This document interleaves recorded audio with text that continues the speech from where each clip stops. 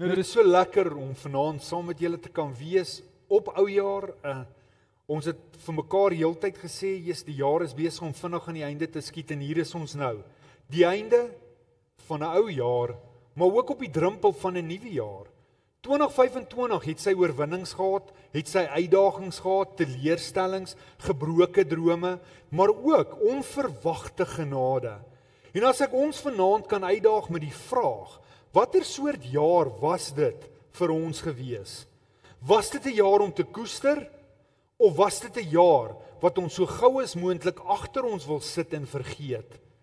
Die wonderlike ding van 'n geleentheid soos vanaand is, ons het die hoop dat hierdie nuwe jaar 'n jaar van verandering sal wees, 'n jaar wat hierdie jaar wat nou net verby is, sal oorskry in elke area. Dis 'n kans vir 'n nuwe begin. Dis 'n nuwe aanvang en daarmee saam maak baie van ons nuwejaarsvoornemens, beloftes of verpligtinge aan onsself en dit wat ons graag wil sien moet gebeur.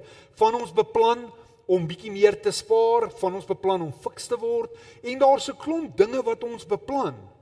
Of dat ons ook sê, hierdie jaar gaan 'n jaar wees wat ek aandag gaan gee aan die Here en die plan en doel wat hy vir my lewe het. Sommige van ons kyk terug met dankbaarheid. Ander kyk ook terug met 'n bietjie seer. Maar Paulus kom en hy leer ons iets belangrik.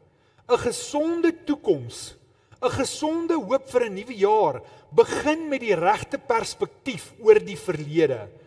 Ek en jy kan nie hierdie nuwe jaar ingaan as ons nog vasklou aan die verlede nie. En die vraag wat ek ons vanaand mee wil mee konfronteer is, waarom is dit vir ons soms moeilik om die verlede in die verlede te los? En ek dink dit is belangrik om vanaand te begin en te sê, die verlede gee ons soms 'n gevoel van identiteit. Dit gebeur dat ons soms onsself definieer aan dit wat gebeur het en dit wat ons dalk gedoen het. Het ons al gehoor mense sê, maar dis wie ek is. Dis hoe mense my ken. As ek die verlede los, voel dit vir my asof ek 'n deel van myself moet weggee of verloon. 'n Bekende skrywer het die volgende gesê, hy sê, we cling to familiar pain because it gives us a sense of self. Ons hou eerder aan dit vas, want dis wie ons dink ons is. Ek dink 'n tweede rede hoekom ons vashou is onverwerkte pyn. Onverwerkte pyn maak dat ons nie genees word nie. Maar dit voel tog vir ons, omdat ons daai pyn het, dat ons lewe. Hierdie verlies, hierdie verwerping, hierdie teleurstelling, ons hou vas. Richard Rohr het gesê, what is not transformed will be transmitted.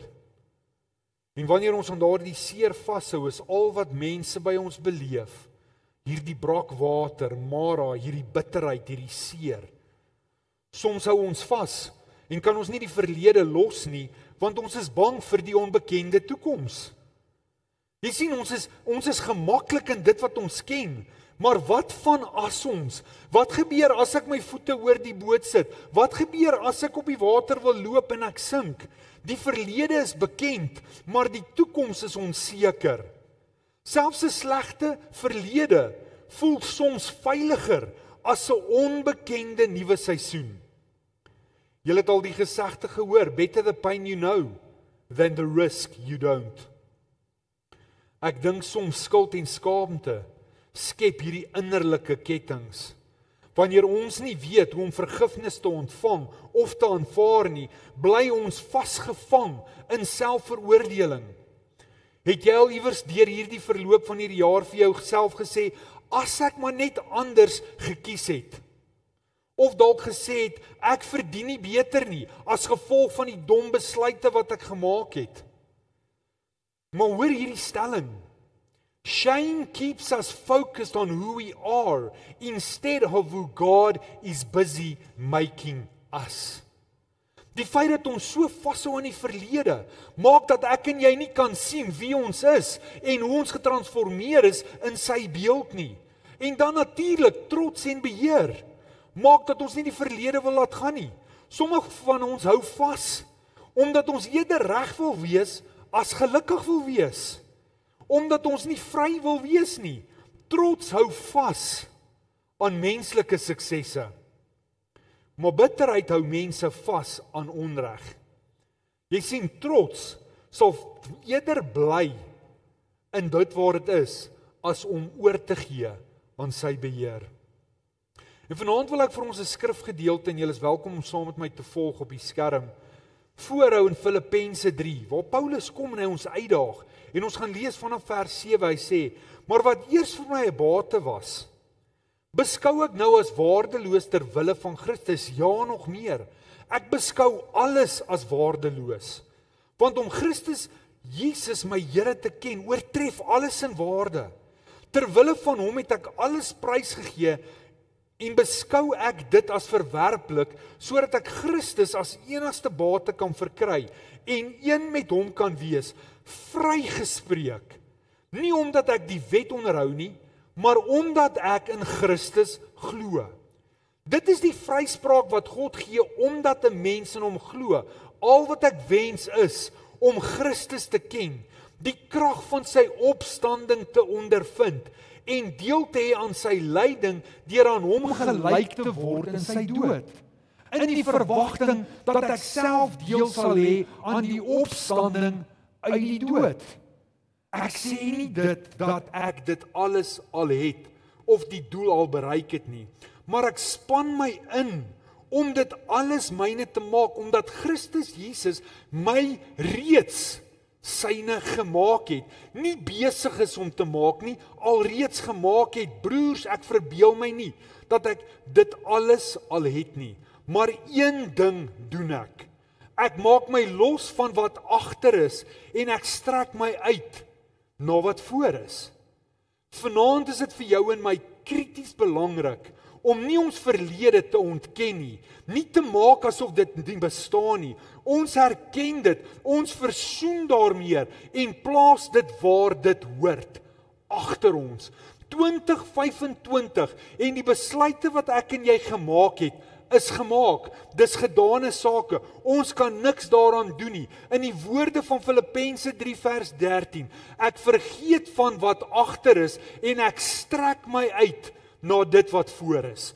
Kan ek en jy vir mekaar vanaand sê, 2026, met hom aan my kant, gaan die beste geestelike jaar van my lewe wees. En vanaand se boodskap aan jou en my is eenvoudig. Los die verlede, sodat ek en jy Christus duideliker in ons môre kan sien. En hoe gebeur dit? Dit begin met 'n nuwe perspektief. Dis waar ek en jy verstaan, prestasie het geen ewige waarde op hulle eie nie. Paulus gaan, en hy begin in Filippense 3, deur sy hele CV vir jou en my oop te maak. Hy verduidelik sy agtergrond, sy godsdiens, sy dissipline, sy ywer. Hy kom in hierdie hoofstuk en hy verduidelik wie hy is. Maar dan sê hy iets wat krities belangrik is. Sy waarde lê nie in wie hy is, in sy CV, in wat hy bereik het, in wat hy het nie. Sy CV lê in vers 7 waar hy sê, dit wat vir my wins was, het ek ter wille van Christus as verlies beskou. My statuur, my prestasies, my grade, my sertifikate, my eiendom, alles wat ek het ek wat ek gedink het in menslike terme, maak my belangrik, het ek tot niks geag nie, want my waarde lê in Christus. Ek en jy weet vanaand, ons lewe in 'n wêreld wat waarde meet aan sukses en titels, erkenning en prestasie. Maar in die koninkryk van die Here is Christus die maatstaf. Ons verhouding en toewyding aan hom, en nie die mylpale wat ons menslik vir onsself daarstel nie. Dit beteken nie, ek en jy moenie doelwitte hê nie, maar ons doelwitte is onderhewig aan dit wat die Here vir ons beplan. So wanneer ek en jy droom oor 2026, moet daar 'n plek wees waar ek en jy stil word en ons vir die Here vra, Here, wat is u plan vir my in 2026? Hoe is ek deel van hierdie familie op missie? Hoe kan ek in 2026, deur die besluite wat ek maak, deur die interaksie wat ek met mense maak, hoe kan ek u koninkryk in die hart van mense vestig? En dan kom my talente, dan kom my vermoëns, dan kom alles wat ek het in die hande van die Here om sy doel deur my lewe te bewerkstellig. Jeremia 9 vers 23 en 24 sê, laat die wyse hom nie beroem op sy wysheid nie, maar laat hom wat beroem, hom daarin beroem. In wat? Dat hy my ken. Wat is sy plan vir jou en my? A.W. Tozer het gesê, God is not impressed by what we achieve for him, if it replaces knowing him. Jy sien, 2026 vir jou en my, sy hoogste doelwit moet wees, om hom en hom in sy volheid in ons lewens te ken. Want wanneer ek en jy so leef, word sy volheid in my lewe sigbaar en werk dit deur my lewe om my gemeenskap te verander. Jy sien, hierdie is belangrik, want oorwinnings is betekenisvol. Maar daardie oorwinnings bepaal nie jou en my identiteit nie. Paulus kom in hierdie gedeelte en hy sê, dis belangrik om te oorwin. Oorwinnings is nie sleg nie, maar hy sê, dis onvoldoende as dit die fondasie van jou lewe word. Daar kan net een fondasie wees. Filippense 3 vers 12 sê, nie dat ek dit al verkry het nie, maar ek jaag daarna. Christus is my fondasie. Ek bou my lewe en rig my lewe op hom. Jy sien, selfs geestelike oorwinnings kan gevaarlik raak as ons daarin rus. Ek het groot geword in 'n kerk waar baie mense baie keer sal sê, in 1924 het die Here dit gedoen. Of jy sal met mense praat en dan sal hulle jou vertel en hulle sal vir jou getuig van hoe die Here vir hulle in 1984 'n groot oorwinning gegee het. En dis wonderlik, want die geskiedenis herinner ons dat God nog heeltyd in ons lewe betrokke is. Maar wat 'n oorwinning het ek gister, het ek vanoggend beleef? Want dis die maatstaaf van hoe intentioneel ek met my verhouding is. John Piper het gesê, yesterday's manna will not sustain today's obedience. Hoekom? Want ou brood of brood wat lank staan word sleg. Jy kan nie laas jaar se brood vanaand lekker maak nie. Moenie 2025 se suksesse dra as jou naamkaartjie in 2026 nie.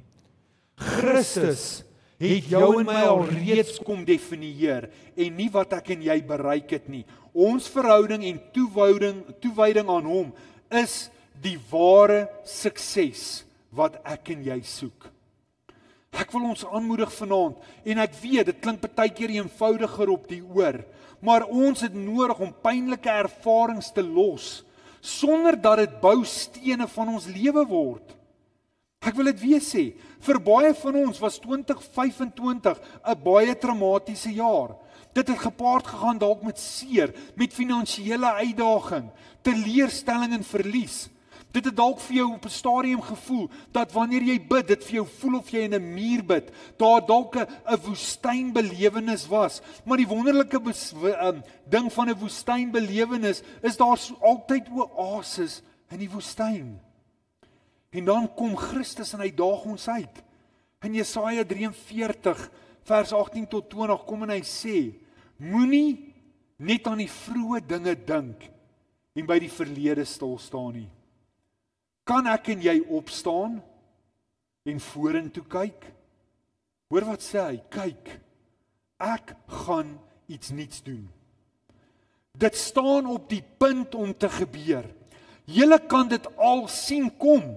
Ek maak in die woestyn 'n pad. Ek laat in die droë wêreld riviere ontspring. Die wilde diere sal my vereer, die jakkalse en die volstruise, omdat ek water gee in die woestyn, riviere in die droë wêreld om my volk, my uitverkore volk se dors te les. Is jy dors? Is daar 'n dors wat nodig is om geles te word? Hoor die woord van die Here vanaand. Ek is gereed. Ek staan op die punt om iets nuuts te doen. 2026 gaan vir jou en my daai jaar wees. Die gevaar vir jou en my is nie in die pyn nie. Die gevaar is wanneer pyn ons teologie word. Wanneer ons begin sê, ek sal nooit weer die Here vertrou nie, want hoe kon hy dit toelaat? Hoe gebeur hierdie met my as God 'n goeie, getroue, liefdevolle Vader is? God werk seker nie vir my nie, hy werk vir ander mense. Of ons sê, dis maar net hoe die lewe is. Die Here is hier, maar hy sien my nie raak nie. Die Here het witbroodjies nie. Nee, dit kan nie, mag nie jou en my teologie wees nie. Want wat maak ons met die waarheid van die skrif wat sê, alle dinge werk tot jou en my voordeel uit. Dit beteken die goeie, die slegte en die moeilike en die seer. Timothy Keller het gesê, pain is a terrible teacher when it becomes the final authority. Ek wil vanaand die stelling maak, ons lewe in 'n gebroke wêreld. En baie dinge gebeur as gevolg van 'n gebroke wêreld. Maar ek en jy het die vermoë en die keuse om dit wat met ons gebeur vanuit 'n interne realiteit te beleef. Jy sien, wat met my gebeur in hierdie wêreld? Iemand ry in my kar vas. Dis 'n eksterne realiteit. Ek moet nou iets aan my kar doen. Dit gaan my geld kos, dit gaan my vakansie kos, want nou moet ek dit in hierdie kar sit en skielik is Bloubergstrand nie meer my deel nie. Dis 'n eksterne realiteit. Maar nou maak ek daai eksterne realiteit 'n interne argument. En nou beïnvloed dit my ewige realiteit, want ek begin bevraagteken hoe God is. Pain is a terrible teacher when we make it the final authority. Kan ek en jy kies om in 2026 die Here toe te laat om ons pyn te genees? Maar om dit te laat gebeur, het ek en jy nodig om op te staan en toe te laat dat pyn nie ons denke vorm nie. Ons het nodig om te kies om trots en spyt te los en plek te maak vir dit wat voorlê. Hoeveel van ons het dalk iewers nou in hierdie Desember vakansie alreeds met die nuwejaarsvoorneme in oog plek gemaak in ons kas vir die nuwe klere wat ons gaan koop, want ons gaan 'n paar grootes verminder. Ons het plek gemaak in die koskas vir die lekker kos wat ons gaan koop, of vir die reg eet wat ons gaan doen. Ons maak planne. Ek wil vanaand sê, vir jou en my om die beste van 2026 beleef, het ons nodig om plek te maak vir dit wat voorlê, verwagting te hê, verwagting te kommunikeer. Paulus noem 2 dinge wat mense vasvang.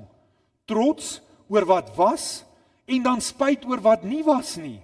Maar albei het die vermoë om ons in die verlede vas te hou. Jesus, as ek net dit gedoen het, as dit gebeur het. Dit veroorsaak dat ons nie ons beste toekoms kan leef nie. En 1 Petrus 1 vers 7 sê, hierdie beproewinge is bedoel om die egtheid van julle geloof te bewys. Om dit eenkant te sit en ons oë op hom te hou. Die Here gebruik nie net jou en my oorwinnings nie. Hy gebruik ook ons mislukkings om ons nader te trek aan hom. Hoor hierdie stelling, hy sê, the past can be a prison or a classroom. The past can be a prison or a classroom. The choice is yours. The choice is yours. En dit het my laat dink aan 'n sprokiesprent wat ek in die rapport gesien het, van hierdie ou wat besig is om te grou. En hy is besig om diamante te soek, en hy het al hierdie lang tonnel gegrou. En net voor hy deurkap in die kamer wat al hierdie diamante het, gee hy op. En niks kan keer dat hy daai diamante kry, behalwe die keuse wat hy maak. En hy kruip weer terug, en hy het nooit ontvang dit wat hy voorgewerk het nie. Ons kan kies om te sit en te bly waar ons is, of ons kan leer daaruit. Die keuse bly ons in. Laat 2025 vir ons getuie wees van die goeie, van die uitdagings, dalk van die moeilike, maar die oorwinnings in dit, waarin ek vir myself en saam met ander kan beleef, die Here is besig in my lewe. Om vorentoe te gaan, het ons soms nodig om terug te reflekteer, maar uit te stap uit my gister in my môre. En Paulus se doel was nie 'n beter jaar nie, dit was 'n dieper kennis van Christus. Filippense 3 vers 8 sê, om Christus te ken, dit is my hoogste doel, my grootste prioriteit. Kan dit vir jou en my die hoogste prioriteit wees? Wanneer Christus die vreugde van ons lewe word, dan wil ek jou en my vanaand waarborg, alles val in plek. En wanneer ek praat van alles, dan praat ek nie noodwendig van ons eksterne realiteit nie, ons gaan nog steeds uitdagings hê. Maar ek gaan my uitdagings anders beleef, want ek gaan verstaan, as Christus vir my is, kan die wêreld sy bes doen. Dit kan niks doen aan my interne realiteit en my ewige waarde, dat ek aan hom behoort nie, en dat hy vir my veg, al beleef ek uitdagings. Vanaand kies ons om goed te los. Ons kies om ons oorwinnings van laas jaar bietjie eenkant te sit. Ons maak vanaand 'n besluit om ons mislukkings en ons seer, ons trots en ons spyt eenkant toe te sit. En ons gaan vorentoe met een fokus. Ons kies om te sê 2026, Christus alleen is my doel. C.S. Lewis sê, a life centered on Christ is the only life that truly makes sense. En as ek ons vanaand uitdaag, en ons kyk na ons lewe, maak ons lewe sin?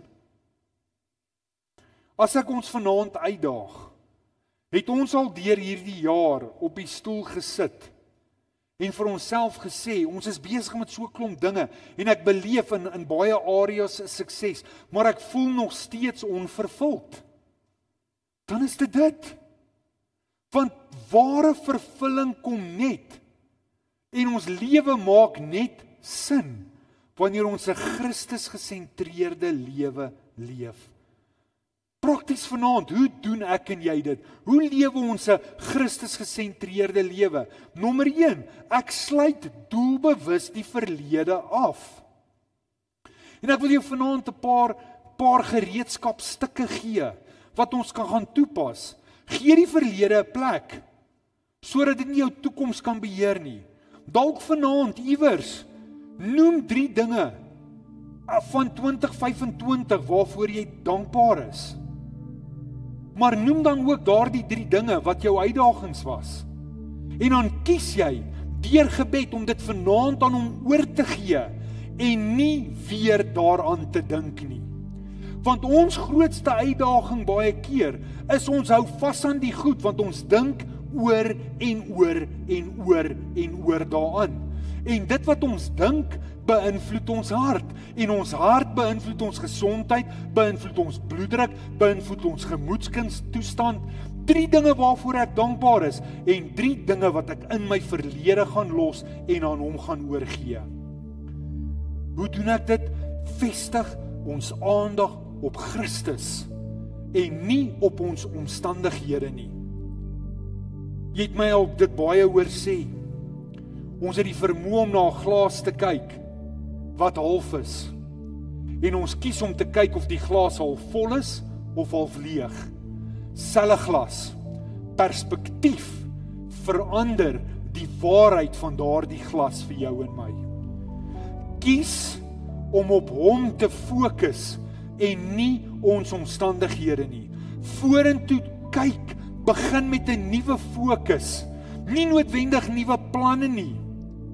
Ek en jy het nodig om te kies om 2026 met eenvoudige geestelike ritmes te begin. Dit beteken belangrike boublokke om deel van 'n geloofsgemeenskap te wees. Dalk 2026 vir myself te sê, ek gaan in 'n klein groep betrokke raak, ek gaan in 'n bediening betrokke raak, ek gaan vir myself gee, ek gaan tyd vasmaak in my geestelike ritmes om Bybel te lees, om 'n tyd van gebed te maak, om seker te maak dat ek deel is van hierdie familie op missie. Dalk het ek nodig om te kies om myself in hom los te maak. Dalk moet ek goed neersit, want ek en jy kan nie iets niets ontvang as ons hande vol is nie. Dalk het ons nodig om 'n houding of patroon wat groei verhoed neer te lê. En dit kan 'n klomp dinge wees, dit kan bitterheid wees, dit kan vrees wees, dalk kan dit 'n hoër mate van selfvertroue wees, want hoekom het ek nodig om te vertrou op die Here as ek al hierdie vermoëns het, as ek hierdie sterk persoonlikheid het? Dalk het ek nie nodig om aan die einde van hierdie jaar dit te bely en eerlik te wees voor die Here. En vanaand te sê, Here, kom en verander my denke. Dalk het ons vanaand nodig om te stap in gehoorsaamheid. Al is die pad nog onduidelik. Jy sien, die Here vra dikwels die volgende stap en nie die hele pad nie.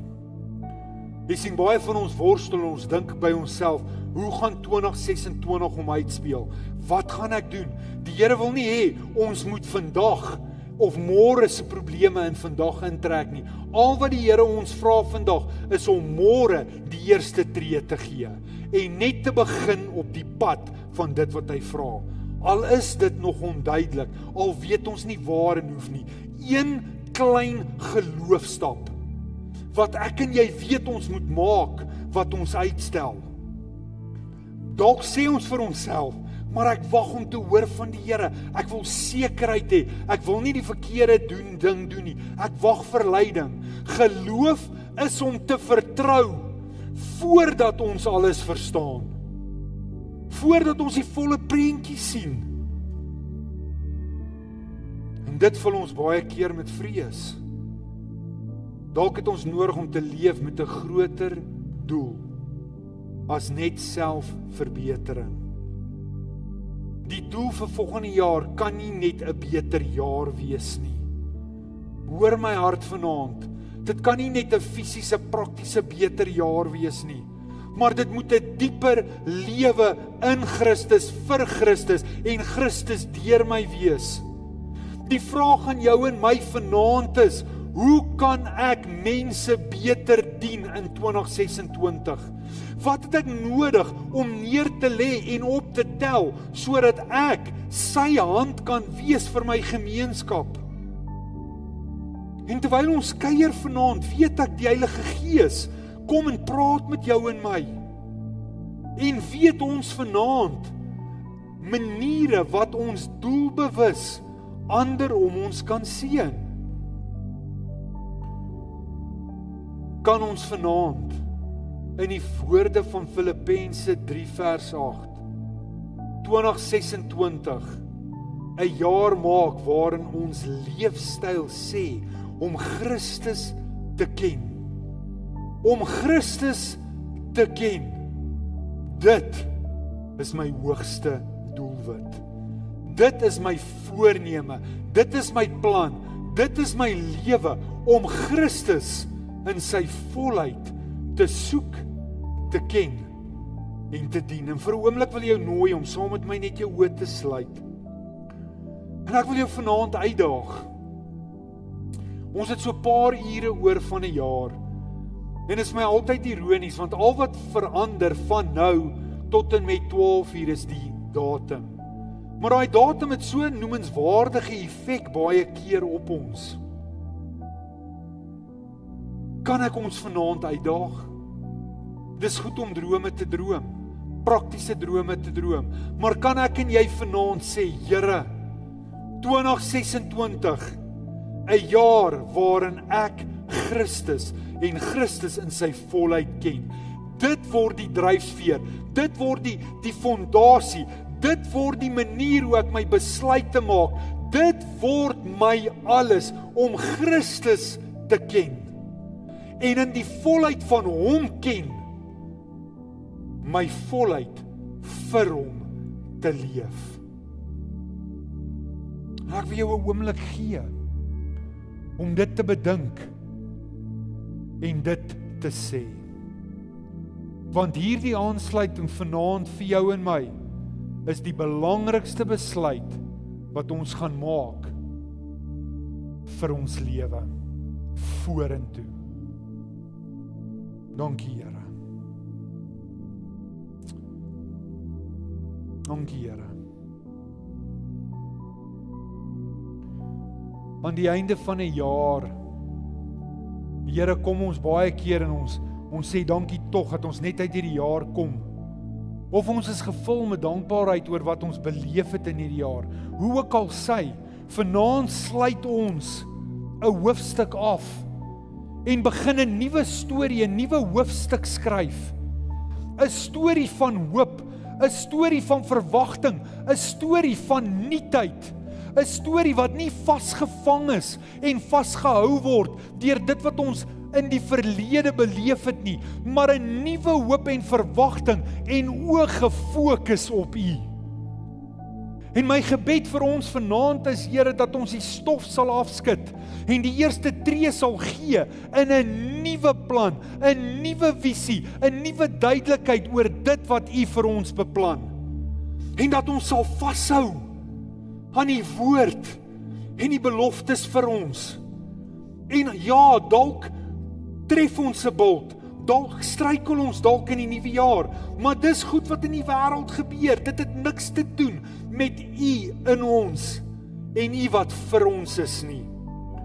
Mag ons 'n nuwe verstaan, 'n nuwe belewenis, 'n nuwe uniekheid, 'n nuwe volheid beleef in ons verstaan en verhouding van U.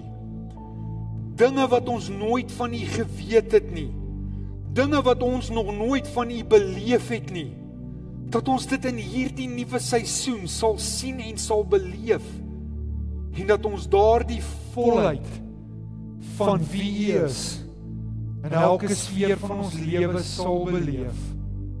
En wanneer ons vanaand daardie besluit maak, verstaan ons vanaand, dit is 'n besluit van dissipline, dit is 'n besluit waarin ek kies, elke dag kies, om myself te konfronteer en myself met dissipline te vestig en te sê, my oë gefokus op U en nie die dinge om my nie.